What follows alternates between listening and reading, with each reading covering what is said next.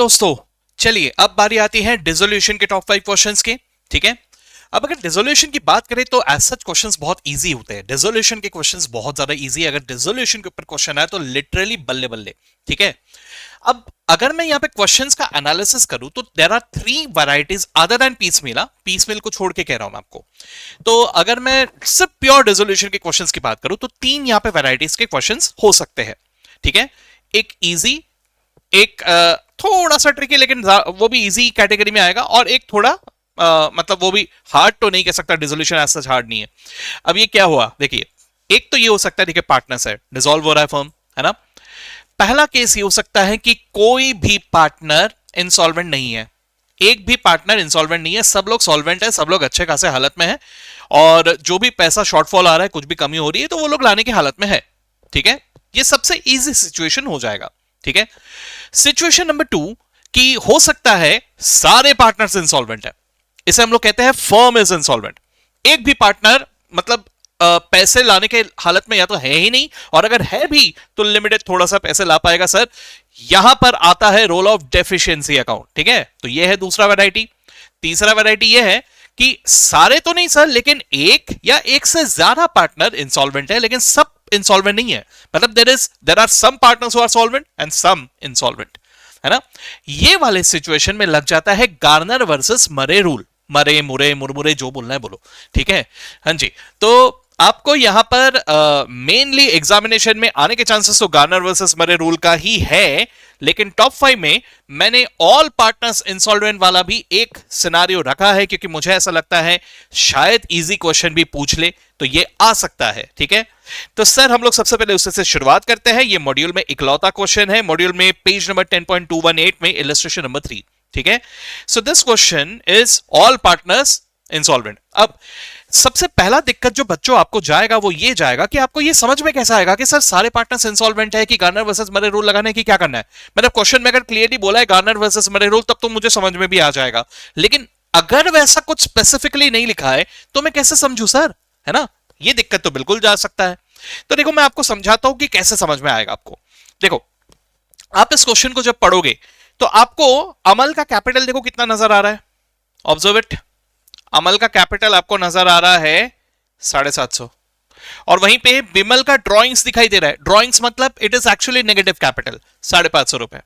ठीक है, शुरुआत ही ऐसी है, अमाउंट बहुत कम है ना। अच्छा, क्रेडिटर्स को कितना पैसा देना है, 4800, है ना, इतना दिखाई दे रहा है आपको लाइबिलिटी साइड में।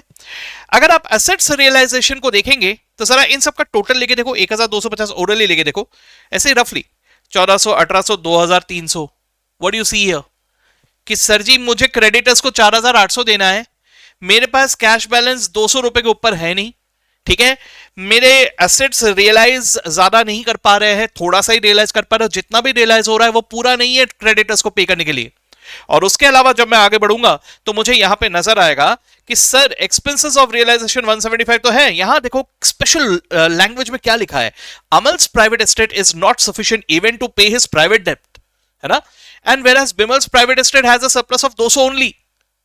समझ रहे हो बात को, क्या हो रहा है, कहानी को देख के समझ रहे हो आप। सर दो ही पार्टनर है, अमल तो अपने खुद के घर के लाइबिलिटीज पे करने की हालत में नहीं है, और बिमल लाइबिलिटीज खुद के तो पे कर पा रहा है लेकिन ज्यादा से ज्यादा 200 रुपए ला पाएगा बस।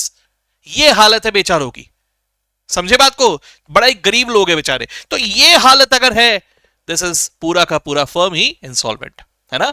अब ये केस में बहुत आसान क्यों होता है, क्योंकि घूम फिर के सब कुछ को मुझे डेफिशिएंसी अकाउंट में डंप कर देना होता है। ठीक है, इसलिए ये क्वेश्चन इज सुपर इजी, बस एक बार देख के जाना है, नथिंग एल्स। ठीक है, चलिए एक बार जल्दी से इसमें नजर घुमा लेते हैं। तो सर सबसे पहले मैं क्या करूंगा, मैं यहां पे मुझे क्या पूछा है वो देख लूंगा। मुझे बोला है necessary ledger accounts to close the books of the firm. अब नेसेसरी लेजर अकाउंट्स में क्या क्या आता है, एक तो आ जाता है रियलाइजेशन अकाउंट जो कि मुझे सबसे पहले बना लेना है।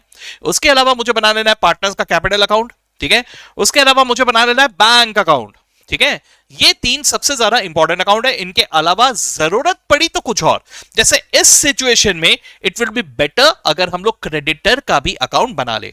ठीक है, ओके, तो ये ध्यान में रखते हुए चलिए हम लोग सबसे पहले यहां पे अगर कैपिटल अकाउंट बना लूं, कैपिटल अकाउंट में ओपनिंग बैलेंस अमल के अकाउंट में तो क्रेडिट पे लिखा है, बिमल के अकाउंट में डेबिट में लिखा है। Now it's actually drawings, it's given as drawings, लेकिन बात को समझो, ड्राइंग्स में तो घूम फिर के कैपिटल में ही जाएगा। सो अगर वहां जाता है तो ये डेबिट बैलेंस ही कैरी करेगा। ठीक है, तो ये हुआ सबसे पहले ओपनिंग बैलेंस। उसके अलावा मैंने कैश अकाउंट में ओपनिंग बैलेंस लिख लिया 200 रुपए। ठीक है, ये दो अकाउंट बना लिए, इनके ओपनिंग बैलेंसेस लिख लिए। ठीक है, अब मुझे करना क्या होता है, डिसोल्यूशन के क्वेश्चन में एक सबसे फेवरेट काम होता है हम सबका, क्या सर, सारे के सारे एसेट्स उठा के रियलाइजेशन अकाउंट में ट्रांसफर कर देना। ठीक है, लेकिन साथ ही साथ लाइबिलिटीज को भी हम लोग रियलाइजेशन अकाउंट में ट्रांसफर करते हैं, लेकिन यहां नहीं करेंगे। क्यों? क्योंकि ये लाइबिलिटी मैं पूरी तरह से पे नहीं कर पा रहा हूं, है ना। हालांकि अगर रियलाइजेशन में ट्रांसफर भी कर दिया तो भी फर्क नहीं पड़ेगा, आंसर उससे भी आएगा। लेकिन ऐसे में मॉड्यूल जिस तरह से कह रहा है उसी तरह से भी चलो, तो आप क्रेडिटर्स अकाउंट को अलग से बना लो, क्योंकि वो पूरी तरह से हम लोग रीपे नहीं कर पा रहे, राइट। तो आप क्रेडिटर्स अकाउंट को अलग से बना लो और वहां पे भी ओपनिंग बैलेंस लिख के रख दो 4800। तो यहां पे मैंने क्रेडिटर्स अकाउंट बना लिया, ओपनिंग बैलेंस लिख के रख दिया 4800। ठीक है, ओके।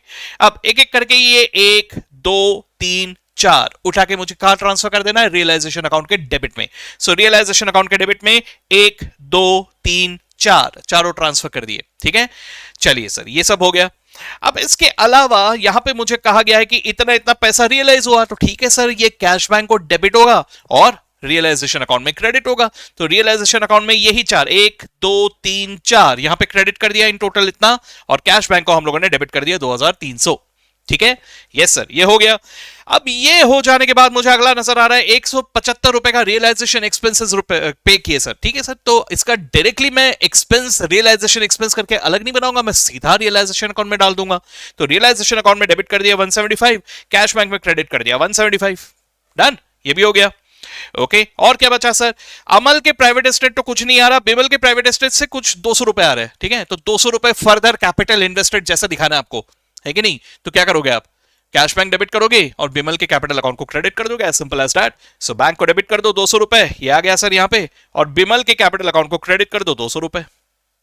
हो गया सर, पहले तो जो बोला था उसकी एंट्रीज हम लोगों ने कर ली एज इट इज। ठीक है, अब क्या करने का है, अब क्लोज करने का है, सब खत्म करने का है ना सर। देख लो एक बार बैलेंस शीट के सारे आइटम्स आप लोगों ने कंसीडर किए कि नहीं, एक बार चेक कर लेना कभी भी। यहां पर तो हम लोगों ने कर लिए हैं, लेकिन फिर भी कभी भी आदत रखना ऐसा।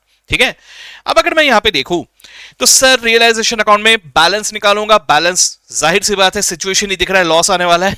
ठीक है, तो लॉस को हम लोग पीएसआर में बांट देंगे, इन दोनों में ये बांट दिया। हमें वहां पे पीएसआर क्या दिया हुआ है, इक्वल, राइट। तो इक्वल रेशियो में बांट दिया, तो 1337 1338 इन दोनों के शेयर में आ गया। रियलाइजेशन अकाउंट खत्म। ठीक है, अब बचा कैश अकाउंट, बचा क्रेडिटर्स अकाउंट, बचा कैपिटल अकाउंट, है कि नहीं। अब क्या करें सर, कैपिटल तो दूर की बात, हम क्रेडिटर्स को ही पैसे नहीं दे पा रहे। ठीक है, तो क्रेडिटर्स को कितने पैसे दे पाएंगे सर, वैसे तो कुछ हमको बोला है नहीं कि क्रेडिटर्स को इतने इतने पैसे दे रहे ये या कुछ दे रहे। तो ऐसे सिचुएशन में मैं कैश अकाउंट का बैलेंस निकालूंगा और जितना पैसा है पूरा का पूरा उठा के क्रेडिटर को दे दूंगा। क्रेडिटर को बोलूंगा भाई इतना ही है मेरे पास, इससे ज्यादा है ही नहीं, ये लेके जा भाई, है कि नहीं। तो क्रेडिट कैश अकाउंट का बैलेंस निकालोगे, कैसे निकालोगे, first take the total of the debit 200 plus 2300 minus 200 minus 175, ये बचा सर 2525, यही देना पड़ेगा क्रेडिटर को। तो यहां पे क्रेडिट पे पैसा जा रहा है और क्रेडिटर को डेबिट। अच्छा बचा हुआ क्या, बचा हुआ कुछ नहीं कर सकते सर, है ही नहीं पैसे, क्या करूं मैं। पार्टनर्स के घर से भी उतना नहीं आया, उनके घर के कपड़े बर्तन भांडे पर्दे सब बेच दिए, बाल्टी मग्गे तक भेज दिए, लेकिन ज्यादा पैसे नहीं आ रहे हमारे पास, है कि नहीं। तो जो है वही दे दिया सर, बाकी का पैसा ट्रांसफर कर दो डेफिशिएंसी अकाउंट में। तो अगर मैंने यहां डेबिट किया तो डेफिशिएंसी अकाउंट में कर दूंगा क्रेडिट।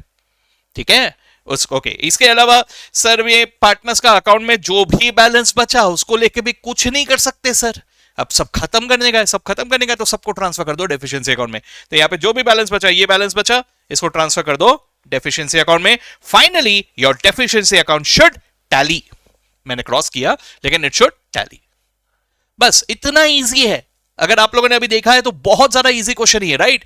तो बस ऐसा क्वेश्चन भी एग्जाम में आने के चांसेस बहुत ज्यादा है। ठीक है, तो अच्छे से इसको देख के जाना, ठीक है, इजी क्वेश्चंस भी आते हैं। ओके, चलिए, तो अब मैं मूव करता हूं नेक्स्ट क्वेश्चन में। नेक्स्ट क्वेश्चन प्योर डिसोल्यूशन का क्वेश्चन है, मैंने ये लिया है जैन 25 के आरटीपी में, एमटीपी में भी आया हुआ है क्वेश्चन, लेकिन दोनों क्वेश्चन मिलते जुलते हैं इसलिए मैंने एक ही उठाया। तो जैन 25 के आरटीपी का इलस्ट्रेशन नंबर 14, ठीक है, चलिए लेट्स सी इट, देखते हैं।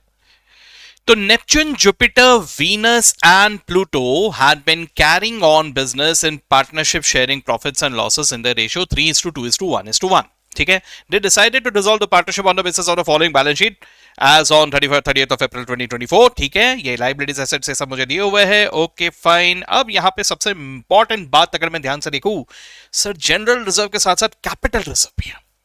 ओके ओके, अब जनरली कैपिटल रिजर्व और जनरल रिजर्व में हमारा जो अकाउंटिंग ट्रीटमेंट होता है वो थोड़ा अलग होता है, correct, but that is the case only if the business is a going concern.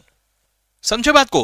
भाई रिजर्व जो लॉन्ग टर्म के लिए रखना है, शॉर्ट टर्म के लिए, अरे वो बात की बात है जब बिजनेस कंटिन्यू होने वाला है। यहां तो बिजनेस ही खत्म हो रहा है, बिजनेस ही डिसॉल्व हो रहा है। तो सर क्या जनरल रिजर्व, क्या कैपिटल रिजर्व? मतलब मैंने पिगी बैंक में पैसे रखे, वो किसी भी पर्पज से रखे हो सर, अभी वो पिगी बैंक मुझे फोड़ना ही पड़ेगा, राइट? बिकॉज बिजनेस अल्टीमेटली खत्म हो रहा है अभी, है ना? तो ये दोनों के दोनों एग्जैक्टली एक ही तरह से बांट दिया जाएगा। ठीक है, बस इतना ध्यान में रखना पड़ेगा कि वो प्रॉफिट्स का रिजर्व होना चाहिए बस। ठीक है, तो देखते हैं आगे। क्रेडिटर्स, मॉर्गेज लोन और एसेट्स वगैरह दिए हुए हैं। ठीक है, वीनस और प्लूटो के कैपिटल ओवरड्रॉन है यानी नेगेटिव बैलेंस है। ठीक है, देखते हैं।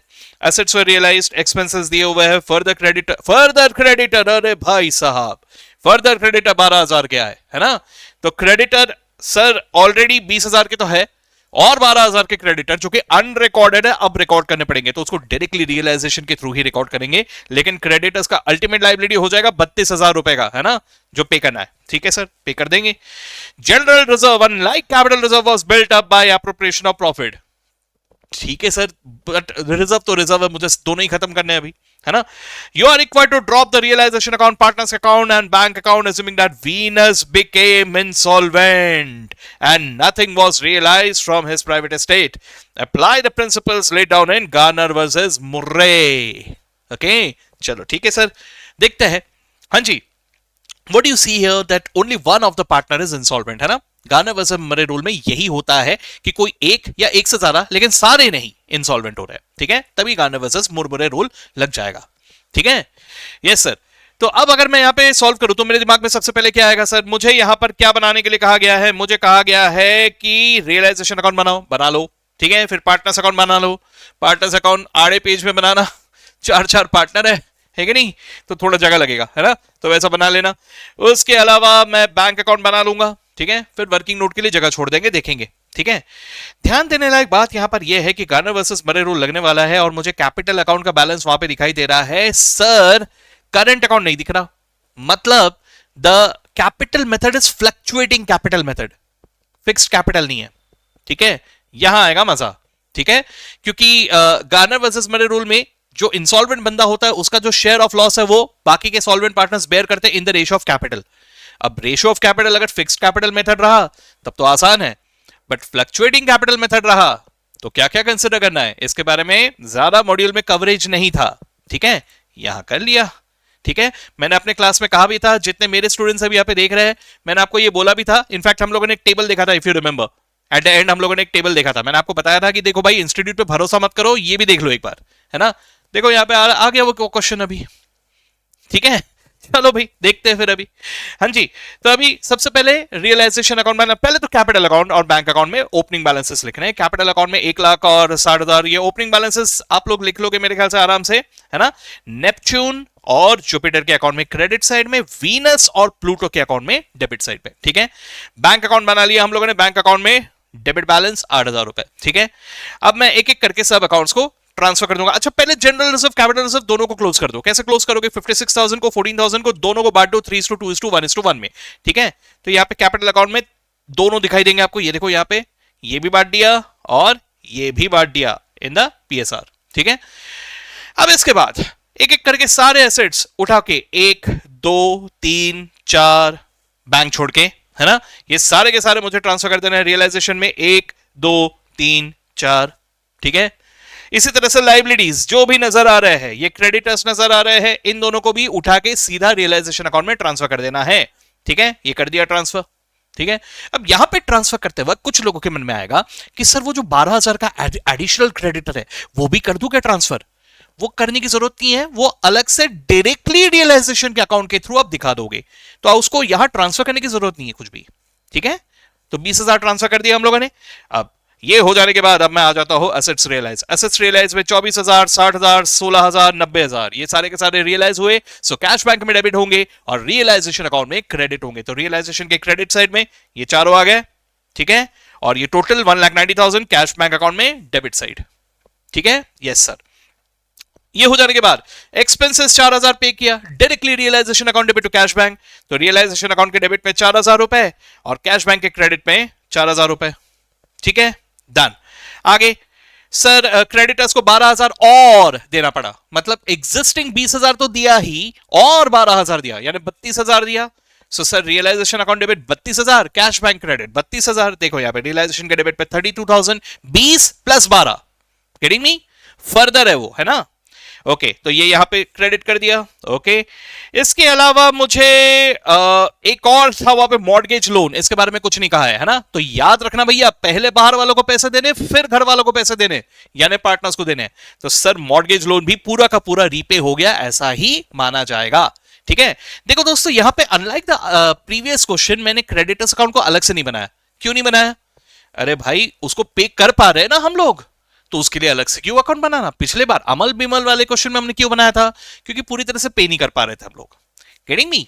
चलो तो यहां पे मॉर्गेज लोन को भी पे कर दिया सर, एंट्री वही होने वाला है, realisation account debit, cash bank credit. ठीक है, तो ये शुरुआत के सारे ट्रांजैक्शंस तो सुपर डुपर इजी थे। अब एंड में आएगा गार्नर वर्सेस मर्रे, है ना। चलो देखते हैं फिर अभी अब क्या किया जाएगा। यस सर, अब सबसे पहले तो भाई मैं सब क्लोजिंग करूंगा, तो रियलाइजेशन अकाउंट में क्लोजिंग करूंगा। तो फाइनली आ रहा है लॉस, लॉस को बांट देंगे पीएसआर में 3211। ठीक है, बांट दिया, इनके अकाउंट में आ गया ये 54,000, 36,000। ठीक है, सॉरी लॉस है, सॉरी इधर हाँ मेरी गलती, हाँ 54,000, 36,000, 18,000, 18,000। ठीक है, बांट दिया ये, यस लॉस को बांट दिया। अब क्या करना है सर? अब गार्नर वर्सेस मर्रे रूल हमें क्या कहता है? गार्नर वर्सेस मर्रे रूल कहता है कि सबसे पहले जो भी सॉल्वेंट पार्टनर्स, इंसॉल्वेंट बंदे को छोड़ के बाकी जो सॉल्वेंट पार्टनर्स है, they will bring in their share of losses. ठीक है, their share of realisation losses, वो पैसा वो लेके आएंगे। ठीक है, ओके तो सर कौन इंसॉल्वेंट है क्वेश्चन में? वीनस, वीनस इंसॉल्वेंट है, तो वीनस को छोड़ दो सर, वीनस को छोड़ दो। ठीक है, वीनस को छोड़ के बाकी तीनों, नेपच्यून, जुपिटर, प्लूटो, तीनों को बोलेंगे भाव तुम पैसे लेके आओ यार। ठीक है, चलो ठीक है, तीनों पैसे लेके आएंगे। कितना लेके आएंगे? उनका जो भी शेयर ऑफ लॉस है, यानी नेपच्यून लाएगा 54,000, जुपिटर लाएगा 36,000 और प्लूटो लाएगा 18,000। इतने पैसे उनको लेके आने होंगे। तो कैश बैंक डेबिट, इनके अकाउंट में क्रेडिट। तो ये देखो 54,000, 36,000, 18,000 इनके अकाउंट में क्रेडिट, और कैश बैंक में डेबिट 54,000, 36,000, 18,000। ये हुआ स्टेप वन। ठीक है, स्टेप वन में क्या हुआ? जो भी इंसॉल्वेंट बंदा है उसको छोड़ के बाकी सारे पार्टनर्स अपना शेयर ऑफ लॉस कैश में लेके आएंगे। ठीक है, ये कर लिया हम लोगों ने। ओके, अब गार्नर वर्सेस मर्रे रूल का रूल 2।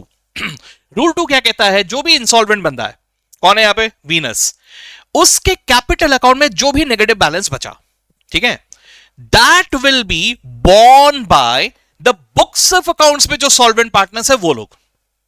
समझो इस बात को, मैंने जो कहा बुक्स ऑफ अकाउंट्स में सॉल्वेंट पार्टनर्स का मतलब जिनके कैपिटल अकाउंट में अभी भी क्रेडिट बैलेंस पड़ा हुआ है, वो लोग उसे बेयर करेंगे इन the ratio of their capital. ठीक है, एक एक करके देखते हैं। सबसे पहले हम लोग जरा देखते हैं, वैसे वीनस को छोड़ के तो 3 पार्टनर है, लेकिन क्या तीनों के कैपिटल अकाउंट में क्रेडिट बैलेंस है? अगर मैं नेपच्यून के अकाउंट को देखूं, है सर। जुपिटर के अकाउंट में, हां सर क्रेडिट बैलेंस है। प्लूटो के अकाउंट में देखो जरा, प्लूटो के अकाउंट में डेबिट साइड में 30,000 नजर आ रहे हैं और क्रेडिट साइड में 8, 2, 18 कितना हो गया? अरे नहीं सर, ये तो 28 ही हो रहे, 2,000 का उल्टा डेबिट बैलेंस है ना। तो प्लूटो बुक्स ऑफ अकाउंट्स के मुताबिक सॉल्वेंट नहीं है सर। ठीक है, मतलब उसके घर के पैसे लाने पड़ रहे हैं, वो बिजनेस में सॉल्वेंट नहीं है। तो बात को समझो, गार्नर वर्सेस मर्रे रूल के मुताबिक इंसॉल्वेंट पार्टनर का what ever is the capital account balance loss, वो बेयर किया जाएगा जो बिजनेस में अभी भी प्रॉफिटेबल पोजीशन में, यानी कैपिटल अकाउंट जिनका क्रेडिट बैलेंस है, वो लोग जो है वही लोग बेयर करेंगे, और वो भी इन the ratio of their capital. ठीक है, तो अब मैं यही देखता हूं यहां पे प्लूटो फिर वीनस का जो लॉस का शेयर है वो बेयर नहीं करेगा, क्योंकि उसके अकाउंट में क्रेडिट बैलेंस है ही नहीं। तो ये देख लेना पहले कि किसके अकाउंट में डेबिट बैलेंस है, किसके अकाउंट में क्रेडिट बैलेंस है। वीनस के share of loss will not be borne by any of the partners who are having debit balance in their account. ठीक है, चलो तो अब मैं सबसे पहले वीनस के अकाउंट में कितना बैलेंस है वो देख लेता हूं। वीनस के अकाउंट में डेबिट में 10,000, 18,000, कितना हो गया 28,000, 28,000 माइनस ये 8,000 माइनस ये 2,000, कितना बचा 28,000 माइनस 10,000, 18,000 है कि नहीं, 18,000 बचा है ना। तो ये जो 18,000 बचा है, ये 18,000 कौन बेयर करेंगे, नेपच्यून और जुपिटर। किस रेशियो में बेयर करेंगे, profit sharing ratio, no, they will bear it in the ratio of their capital. ठीक है सर, कैपिटल मतलब ये जो इधर कैपिटल दिया था 1,60,000 यही ना, नो नो, हाँ no, it is not a fixed capital method, it is a fluctuating capital method. तो फ्लक्चुएटिंग कैपिटल मेथड में आपको एक एडजस्टेड कैपिटल कैलकुलेट करना पड़ेगा। ठीक है, मेरे बच्चे जितने जन देख रहे हो, अगर एज द केस में भी रेगुलर एज और फास्ट ट्रैक, आप लोगों को जो मैंने टेबल दिया हुआ था, अब उस टेबल को रेफर करना। ठीक है, मैंने आपको क्या कहा था, रियलाइजेशन के किसी भी तरह के एडजस्टमेंट को छोड़ के बाकी हर चीज आपको यहां पे एडजस्ट करना है। लोन और रियलाइजेशन का एडजस्टमेंट छोड़ के बाकी सब कुछ एडजस्ट करना है। ठीक है, तो देखो यहां पे लोन और रियलाइजेशन का छोड़ के कुछ और एडजस्टमेंट है क्या जो कैपिटल अकाउंट में जा रहा है? दिख रहा है आपको, जनरल रिजर्व, कैपिटल रिजर्व, ये था ना, ये भी तो कैपिटल अकाउंट में आ रहा है। तो सर आपको एडजस्टेड कैपिटल निकालना पड़ेगा। तो देखो मैं यहां पे आपको वर्किंग नोट दिखा रहा हूं, ये वर्किंग नोट इन्होंने बनाया है only for Neptune and Jupiter, यही दोनों बेयर करने वाले, बस इतना ही है ना। तो देखिए इनका कैपिटल एक्चुअल में तो इतना था, लेकिन इसमें रिजर्व का ये शेयर इनको मिला, यानी इनका जो कैपिटल बैलेंस अल्टीमेटली हो गया वो कितना हो गया, 1,30,000 और 80,000। ये रेशियो है 13:8। तो ये जो लॉस था वीनस का 18,000 का, ये नेपच्यून और जुपिटर बेयर करेंगे इन द रेशियो ऑफ 13:8। तो 13:8 में हम लोगों ने डिवाइड कर दिया, ये आ रहा है 11,143 एंड 6,857। सो सर ये लॉस है वीनस का जो बेयर कर रहे हैं नेपच्यून और जुपिटर। तो वीनस के अकाउंट में तो क्रेडिट करके इसको खत्म कर दो सर, है ना, वीनस को खत्म कर दो, मतलब उसका अकाउंट खत्म कर दो। ठीक है, और डेबिट किसको करोगे, नेपच्यून और जुपिटर को। ओके, बस ये हो गया। अब जो भी फाइनल बैलेंस बचा, सीधा सीधा एग्जाम ओरिएंटेड शॉर्टकट क्या है, जो भी बैलेंस बचा कैश बैंक में ट्रांसफर कर देने का। ठीक है, तो देखो भाई इनके अकाउंट में ये बैलेंस बचा, बैंक में ट्रांसफर कर दो, यहां डेबिट तो बैंक में क्रेडिट, यहां डेबिट तो बैंक में क्रेडिट, और प्लूटो के अकाउंट में यहां क्रेडिट है ना, तो बैंक में डेबिट। तो देखो बैंक में यहां पे ये 2,000 प्लूटो का डेबिट आ गया और इन दोनों का क्रेडिट आ गया। So ultimately your bank account should tally. ठीक है, दैट्स इट। तो ये था हमारा मजेदार सा टेस्टी सा क्वेश्चन जो आरटीपी में आया है, फ्लक्चुएटिंग कैपिटल मेथड के ऊपर है, तो जरा प्रैक्टिस करना जरूरी था। ठीक है, ओके, अगर आ जाए तो मेरे ख्याल से तो this is a bonus question, बाकी आपका पता नहीं, मुझे कमेंट में बताइए डिसोल्यूशन को आप लोग बोनस क्वेश्चन में मान रहे हो कि नहीं मान रहे हो, कमेंट में बताना मुझे आप लोग। ठीक है, चलो ये हो गया। अब इसी के साथ मैं आगे बढ़ता हूं to the next question. Next question मैंने मॉड्यूल से ही उठाया है। ठीक है, मॉड्यूल में ही कुछ अच्छे अच्छे क्वेश्चंस दिए हुए हैं और यही क्वेश्चंस अगर हम लोग प्रैक्टिस करके चले जाए तो बहुत अच्छा हो जाएगा। ठीक है, तो अब मैं आ रहा हूं मॉड्यूल के प्रैक्टिस क्वेश्चंस में। तो पेज नंबर 10.238 का प्रैक्टिस क्वेश्चन नंबर 1 आ जाइए सब लोग। क्या कहता है question? So P, Q and R are partners sharing profits and losses in the ratio 2:2:1. The balance sheet as on 31st of March 2022 is given to us. ठीक है, question में reserve fund है, ध्यान रखना। ठीक है, they decided to dissolve the firm और ये सब चीजें दिए हुए। Creditors are allowed a discount of 5% and realization expenses 1,500. There was an unrecorded asset of 6,000 जिसको Q ने टेक ओवर किया फॉर 4,800। देखते हैं इसको क्या करना है। An account of amount of rupees 4,200 due for GST had come to notice during the course of realization and this was also to be paid। यानी एडिशनल एक और लाइबिलिटी आ गया हमारे ऊपर। ठीक है सर, ये भी पे कर देंगे।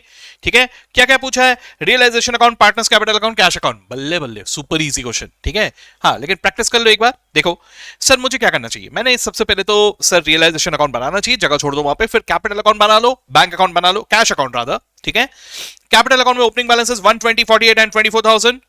120, 48, 24,000 लिख लिया। बैंक अकाउंट में, सॉरी कैश अकाउंट में ओपनिंग बैलेंस 60,000।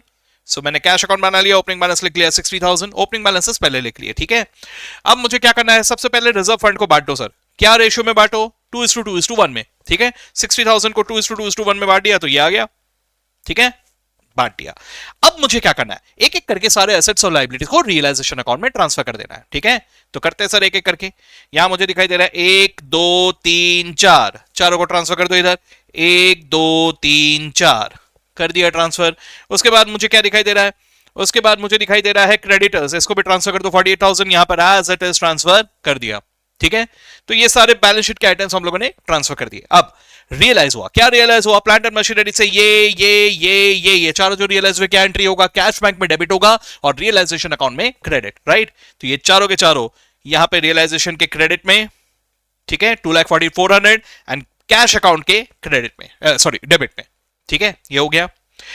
अब ये हो जाने के बाद नेक्स्ट, अब एक एक करके हम लोग पे कर रहे हैं। क्रेडिटर्स को हम लोग 5% डिस्काउंट में पे कर रहे हैं। चलो सर 5% डिस्काउंट, 5% डिस्काउंट मतलब कितना, क्रेडिटर्स है कितना सर 48,000, 48,000 में से माइनस कर दो 5%, कितना हो गया 45,600, तो ये 45,600 पे कर दो। ठीक है, देखो दोस्तों, अगर आप लोग मेरे साथ में सॉल्व कर रहे हो इन केस, ठीक है, मैं नहीं जानता, अभी कुछ लोग यहाँ पे से सुन रहे हैं, मस्त मूवी चल रहा है, पॉपकॉर्न खा जाते है ना, तो वो भी हो सकता है। कुछ लोग मेरे साथ शायद से सॉल्व कर रहे हो। अब मैं तो काफी फास्ट यहाँ पे एक्सप्लेन कर रहा हूं, तो मैं सिर्फ डिस्कस कर रहा हूं क्वेश्चन को। तो अगर आप लोग मेरे साथ में सॉल्व कर रहे हो तो मैं एक सजेशन दूंगा आपको, जो जो पोर्शन में मैं आगे बढ़ गया हूं ना, वहां पे पॉज कर दो, लिख लो, ठीक है, उसके बाद आगे बढ़ो। ठीक है, इस तरह से करोगे तो फिर बराबर अच्छी तरह से आपका ये हो जाएगा। ठीक है, यस सर। चलो अब मैं आगे बढ़ रहा हूं, जल्दी से आगे देखते हैं सर। तो रियलाइजेशन एक्सपेंसेस 1500, तो रियलाइजेशन एक्सपेंसेस सीधा रियलाइजेशन अकाउंट में डेबिट और कैश बैंक में क्रेडिट। ऐसा ही ये जीएसटी के लायबिलिटी को लेकर भी किया जाएगा, क्योंकि this is an additional liability, ये भी रियलाइजेशन में डेबिट और कैश में क्रेडिट, है ना।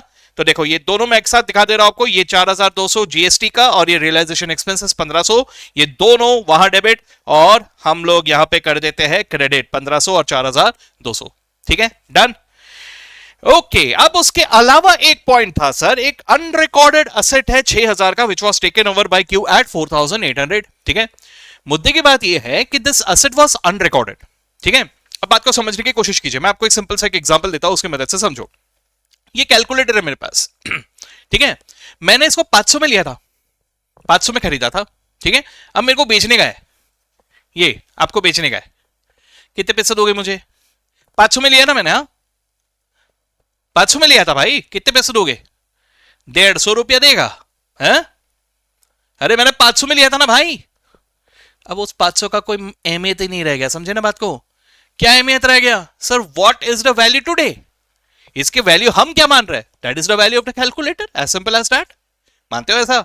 तो सर वो एसेट खरीदा था 6,000 में, होगा, अनरिकॉर्डेड था, लिखा ही नहीं। आज के डेट पे उसको कितने में ले रहा है क्यों? 4,800 में, यानी उस एसेट की आज की डेट की औकात क्या है?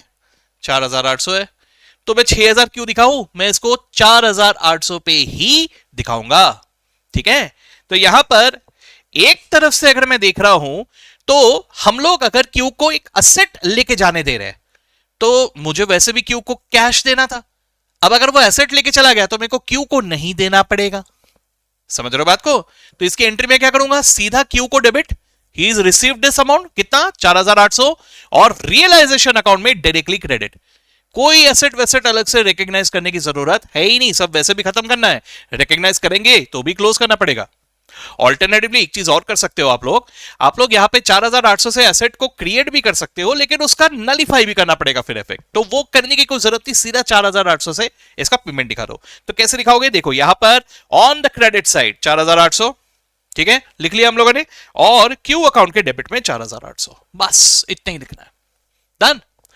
अब ये हो जाने के बाद दैट्स इट, सब हो गया, है ना, सब हो गया। तो मैं रियलाइजेशन अकाउंट का बैलेंस निकालूंगा। बैलेंस जो आ रहा है दिस इज लॉस, सॉरी, अरे प्रॉफिट आ रहा है भाई, वेरी गुड, यहां तो प्रॉफिट आ रहा है। तो ये प्रॉफिट को बांट दो पीएसआर में, ठीक है, बांट दिया, यहां पर आ गया ये। अब ये आ गया तो और कुछ बचा ही नहीं है। अभी सीधा सीधा जो भी कैपिटल अकाउंट में बैलेंस बचा हुआ है सीधा ट्रांसफर कर दो कैश अकाउंट में। तो यहां से हम लोग इसे ट्रांसफर कर देंगे कैश अकाउंट में। अच्छा, एक चीज और मैं रह गया था, और वो था क्रेडिटर्स को 5% डिस्काउंट में हम लोगों ने पे किया। तो 5% डिस्काउंट में करते करते रह गया था शायद से, है ना, मैंने टिक नहीं किया, क्या किया मुझे याद नहीं आ रहा। एनीवेज, तो मैं फिर से एक बार कर लेता हूं, अगर नहीं भी किया होगा तो 48,000 माइनस 5%, यानी कितना सर? 45,600 हम लोगों ने क्रेडिटर्स को पे किया। तो 45,600 से रियलाइजेशन अकाउंट डेबिट और कैश बैंक अकाउंट क्रेडिट, ठीक है, ये पे कर दिया। अब कैपिटल अकाउंट का जो बैलेंस था ये इधर ट्रांसफर कर दिया। Your cash account should tally, easy, ठीक है। So that was a super easy question. ऐसे क्वेश्चंस आ जाए तो मजा आ जाए लिटरली, ठीक है। बट हाँ, ऐसे क्वेश्चंस बिल्कुल पूछे जा सकते हैं, अदरवाइज मैं टॉप 5 में कवर ही नहीं करता इसे, ठीक है। चलो, ये हुआ। अब इसी तरह से मैं आ जाता हूं मॉड्यूल के ही पेज नंबर 10.238 के प्रैक्टिकल क्वेश्चन नंबर 2, ठीक है, now this is quite good, ठीक है, क्योंकि इसमें फिर से आ रहा है गार्नर वर्सेस मर्रे, ठीक है, लेकिन बहुत ज्यादा डिफिकल्ट नहीं है भाई। गार्नर वर्सेस मर्रे रूल में दो तो सिंपल से रूल होते हैं, वो रूल को अपने को अप्लाई करना होता है और क्या है ना। चलो देखते हैं अभी। Sir, thin, short, and fat were in partners sharing profits and losses in the ratio 2:2:1 on 30th September 2022. Their balance sheet was as follows. तो ये सब दिया हुआ है हमें, ठीक है, okay sir.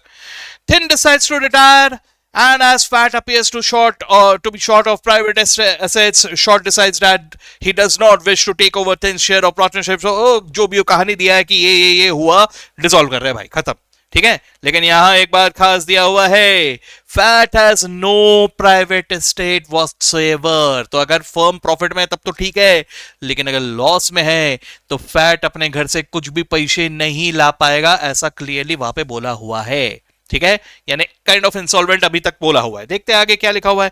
The premises are sold for 60,000, ठीक है, ये तो रियलाइजेशंस है, ये सब पैसे आए हमारे पास, रियलाइजेशन एक्सपेंस भी दिया हुआ है। Bank overdraft is discharge, please understand, bank OD को लेके कोई अलग अकाउंट नहीं बनाना है आपको। Bank OD is nothing but your bank account carrying a negative balance, that's it, ठीक है। तो वो डिस्चार्ज ऑटोमेटिकली होगा, जैसे जैसे आप कैश बैंक में एंट्री करोगे ना, वो ऑटोमेटिकली एडजस्ट होगा, ठीक है, उसके लिए अलग से एंट्री पास करने की जरूरत नहीं है। हाँ, लेकिन creditors are also paid in full. That is what is given. You are required to write a following ledger into the in a partnership following the rule of Garner versus Murmure. Okay, चलो देखते हैं। तो realisation account बना लेंगे, partners का current account. Sir देखो यहाँ पे, this is a fixed capital method. What do you see here? You see that the fixed capitals are also given and the current account is also given. है ना। जब भी ऐसा situation होता है, रिमेंबर जो गार्नर वर्सेस मर्रे rule में insolvent बंदे का जो कैपिटल जो भी लॉस है वो सॉल्वेंट पार्टनर्स बेयर करते हैं, वो इसी रेशियो में, इस रेशियो में वो लोग बेयर करेंगे, ठीक है। यहां पे आपको कोई करंट अकाउंट वगैरह एडजस्ट करने की जरूरत नहीं, सीधा उसके रेशियो में ही उनको एडजस्ट करना पड़ेगा, ठीक है। चलो तो अब देखते हैं कैसे करना है, ठीक है।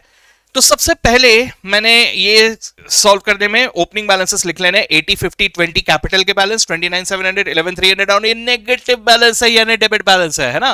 तो कैपिटल अकाउंट में ओपनिंग बैलेंसेस लिख लेंगे हम लोग, करंट अकाउंट में इधर क्रेडिट में और इधर डेबिट में। हाँ, कैपिटल अकाउंट में तो तीनों का ही क्रेडिट बैलेंस है, ठीक है। और जहां तक बैंक अकाउंट का सवाल है, ओडीए सर, तो नेगेटिव क्रेडिट साइड में लिखा 44,330, ठीक है, यस सर, ये लिख लिया। अब इसके बाद मैं एक एक करके सारे एसेट्स और लायबिलिटीज को ट्रांसफर कर दूंगा रियलाइजेशन अकाउंट में, ठीक है। सो 1 2 3 4 5, पांचों के पांचों ट्रांसफर कर देंगे इधर, 1 2 3 4 5, पांचों ट्रांसफर कर दिए। इसी तरह से ये क्रेडिटर्स, सर बैंक ओडी को भी मत कर देना रियलाइजेशन में ट्रांसफर, वो ऑलरेडी लिख दिया आप लोगों ने बैंक अकाउंट में ओपनिंग बैलेंस। हाँ, लास्ट 3 घंटे में दिमाग में वायरस लग जाता है, तब बहुत सारे उल्टे सीधे गलतियां कर देते हैं हम लोग, ध्यान रखना है इस बात का, ठीक है। चलो एनीवेज, तो 84,650 इसको भी ट्रांसफर कर दिया इधर रियलाइजेशन अकाउंट में, ठीक है, ओके।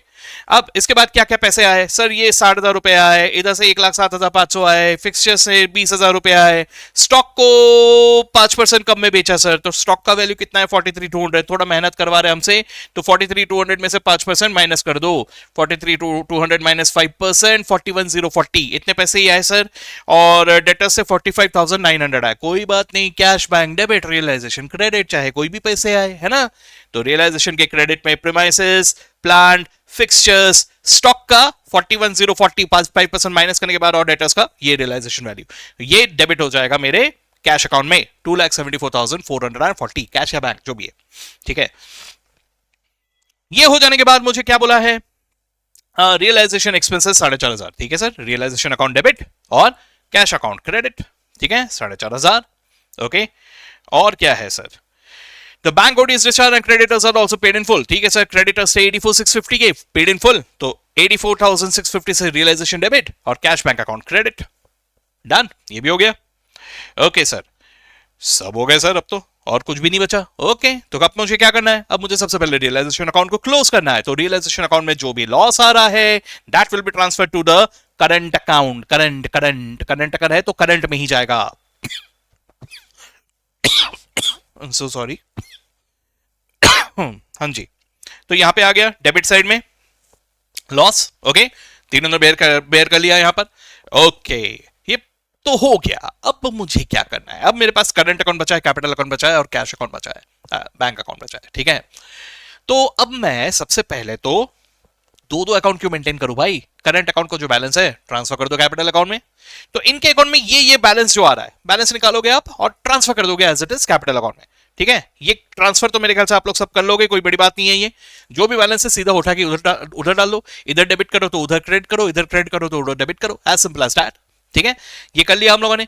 अब ये हो जाने के बाद पार्टनर्स के कैपिटल अकाउंट में अब मुझे क्या करना है? पार्टनर्स के कैपिटल अकाउंट में अब मुझे देखना है गार्नर वर्सेस मर्रे, है ना। सर कौन इंसॉल्वेंट है? फैट। फैट इज इंसॉल्वेंट, है ना। तो मैं फैट के अकाउंट में देखूंगा कितना बैलेंस है। अच्छा, उससे पहले तो solvent partners will bring in their share of the realisation loss. तो सॉल्वेंट पार्टनर्स कौन है? थिन और शॉर्ट, है ना। तो थिन और शॉर्ट उनके शेयर का लॉस का शेयर लेके आएंगे। उनके लॉस का शेयर मतलब ये 14,216 इतना पैसा वो लेके आएंगे। सो बैंक अकाउंट डेबिट और इन दोनों के कैपिटल अकाउंट क्रेडिट। तो इन दोनों के कैपिटल अकाउंट में 14,216 और बैंक के डेबिट में 14,216 ये लेके आ गए पहले। ठीक है, अब इसके बाद नेक्स्ट स्टेप में मुझे क्या करना है? अब मुझे देखना है कि जो इंसॉल्वेंट पार्टनर है उसके कैपिटल अकाउंट में क्या बैलेंस है। सो फैट अकाउंट में 21,608 माइनस 20,000 1,608 रुपए का बैलेंस है ना। ये माइनस ये 1,608 ये कौन बेयर करेंगे? थिन और शॉर्ट। क्या रेशियो में बेयर करेंगे? सर सीधा सीधा इनके कैपिटल के रेशियो में। थिन और शॉर्ट का कैपिटल का रेशियो क्या है? 8:5। बस 8:5 में डिवाइड कर दो।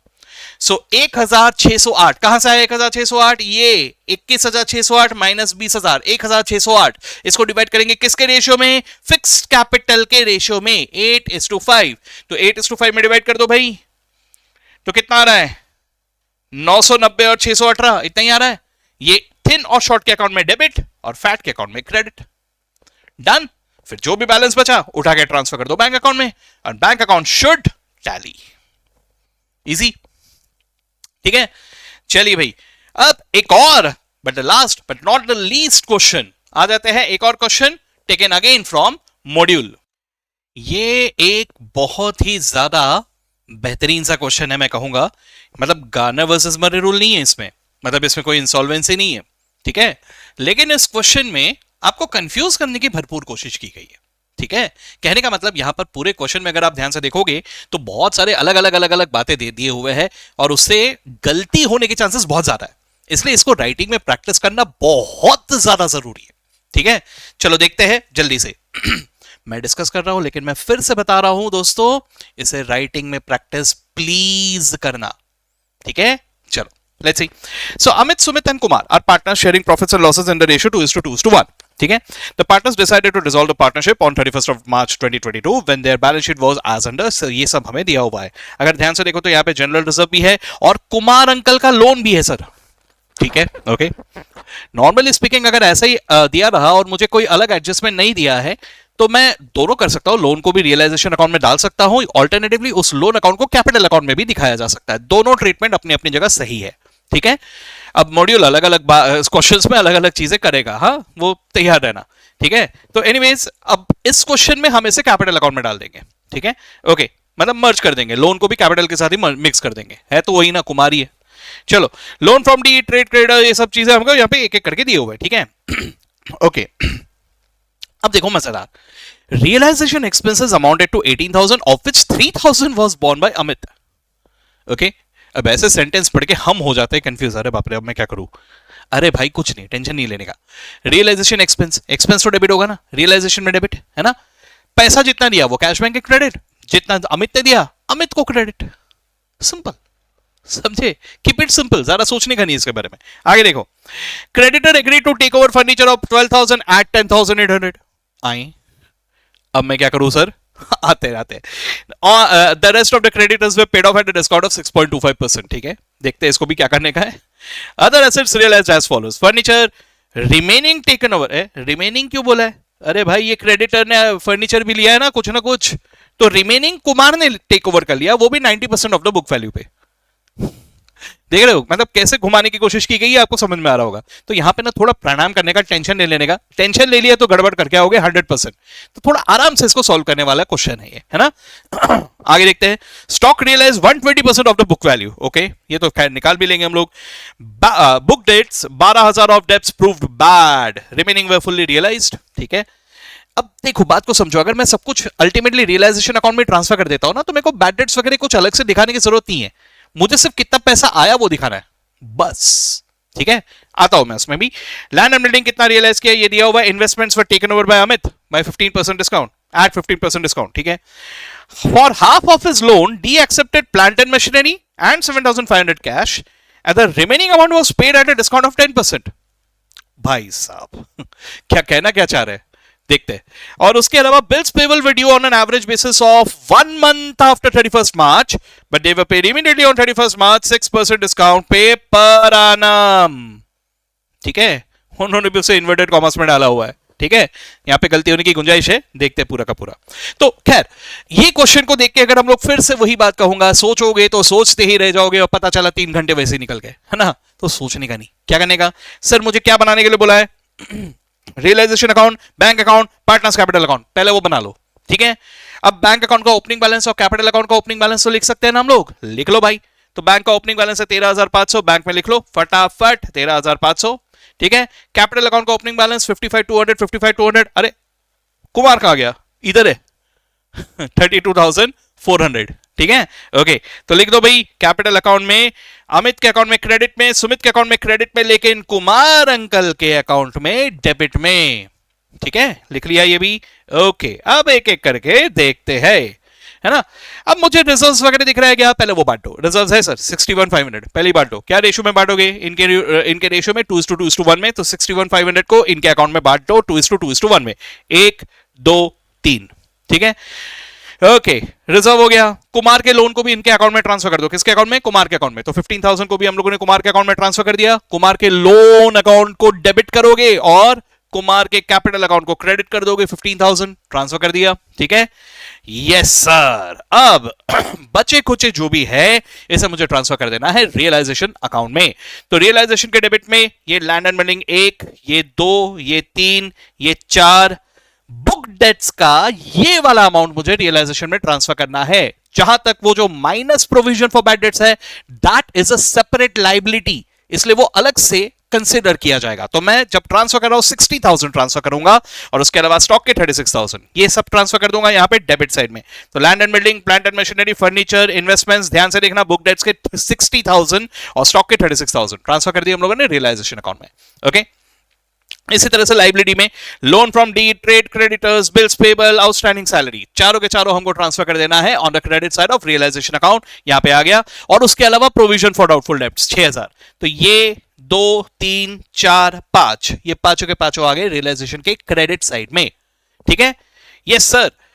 अब ये हो जाने के बाद यहां पे आ जाता हूं मैं next, realisation expenses 18,000 of which 3,000 was borne by Amit. तो एक्सपेंस तो डेबिट होगा ही सर, रियलाइजेशन अकाउंट में तो डेबिट होगा ही।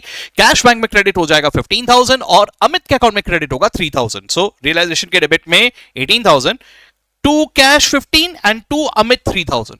तो कैश में क्रेडिट हो जाएंगे 15,000 कैश बैंक में। कहां है भाई, इन्होंने ऐसा लिखा हुआ है, ठीक है, 15,000 वहां पे क्रेडिट हुआ। और अमित के अकाउंट में क्रेडिट हो जाएंगे 3,000 ये अमित के अकाउंट में क्रेडिट कर दिया। ठीक है, ओके, आगे देखते हैं। इसके बाद मुझे दिख रहा है a creditor agreed to take over furniture of book value ₹12,000 at 10,800। अच्छा, मतलब देखो बात को समझो। यहां पर अगर मैं एक एंट्री पास करता हूं, मैं बताता हूं आपको। देखिए अभी फिलहाल हम लोगों ने सब कुछ रियलाइजेशन अकाउंट में ट्रांसफर करके रखा है, राइट। लेकिन अगर ऐसा नहीं किया होता तो मैं क्रेडिटर को डेबिट कर देता, क्योंकि ही इज द रिसीवर, है ना। तो क्रेडिटर अकाउंट को मैं डेबिट करता। ठीक है, कितना डेबिट करता सर जितना एग्रीड है।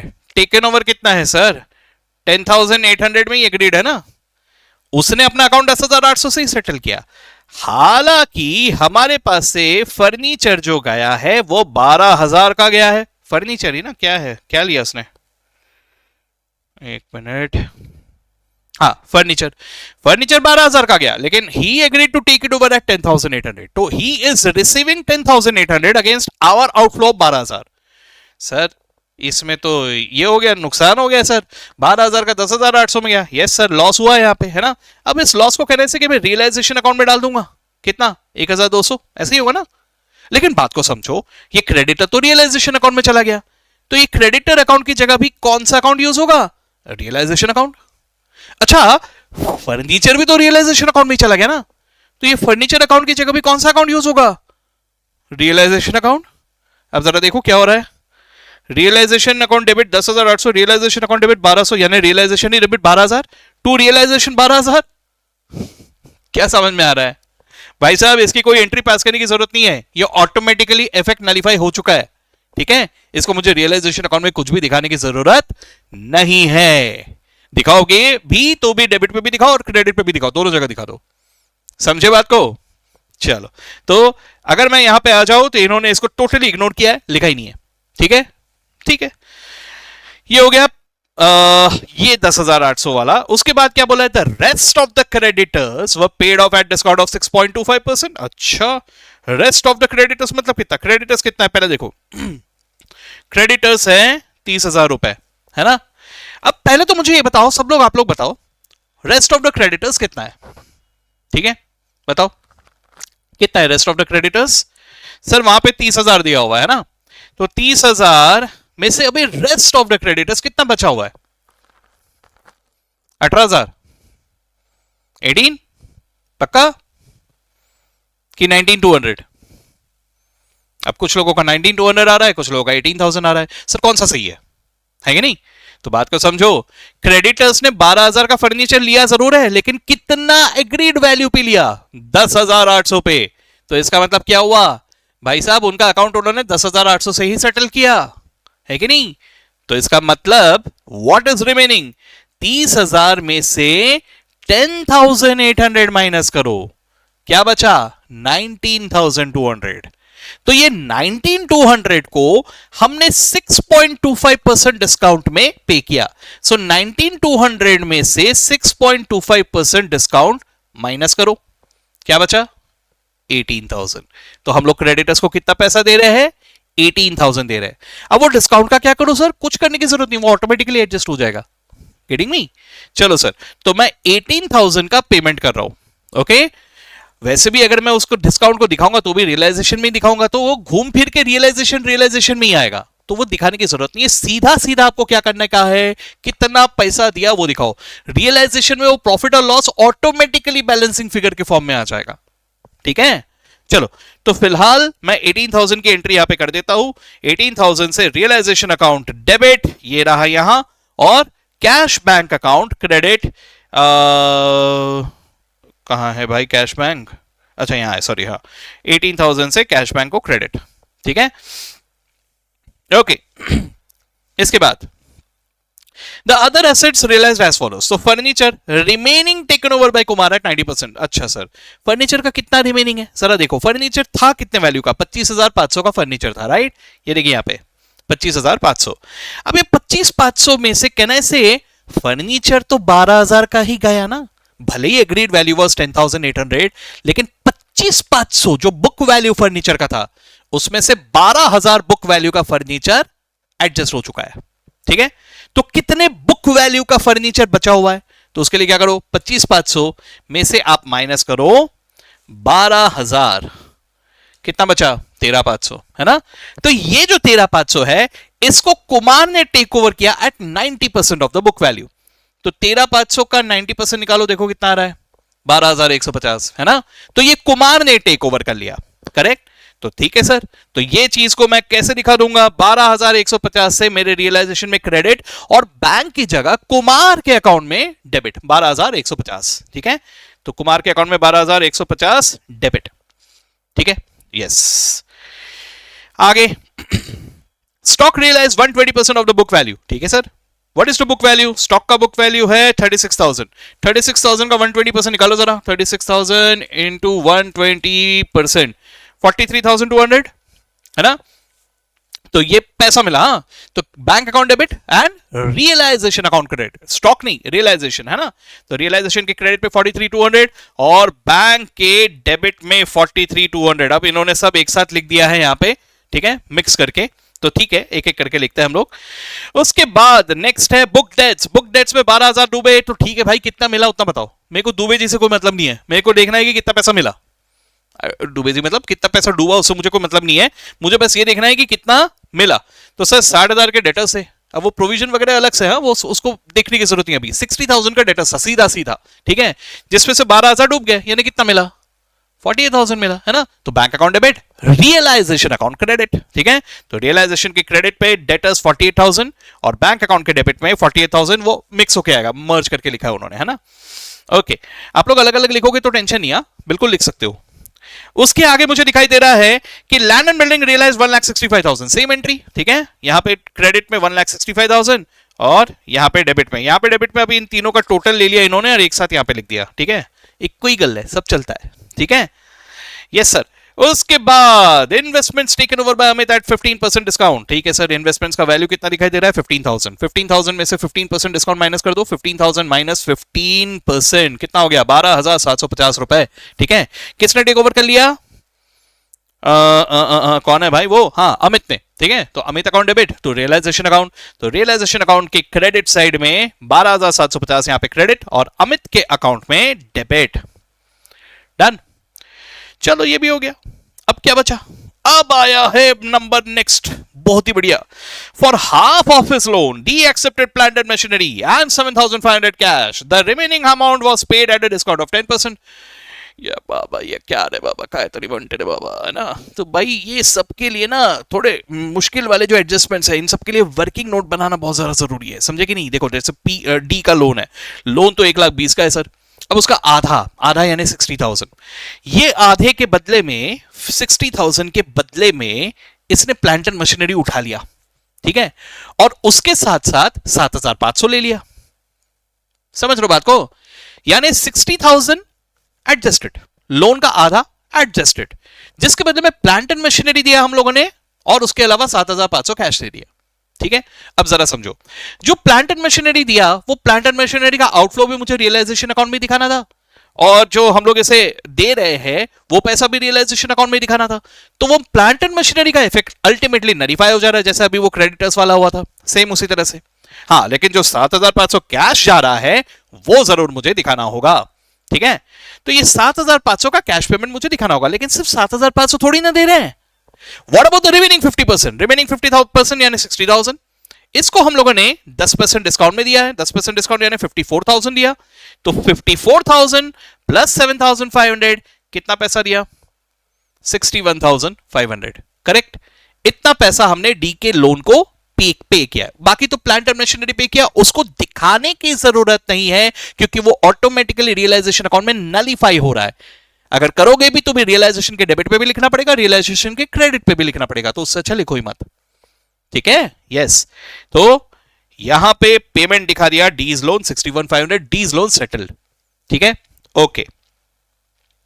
आगे bills payable with due on an average basis of 1 month, एक महीना बाकी था लेकिन हम लोगों ने अभी दे दिया 6% पर एनम, है ना।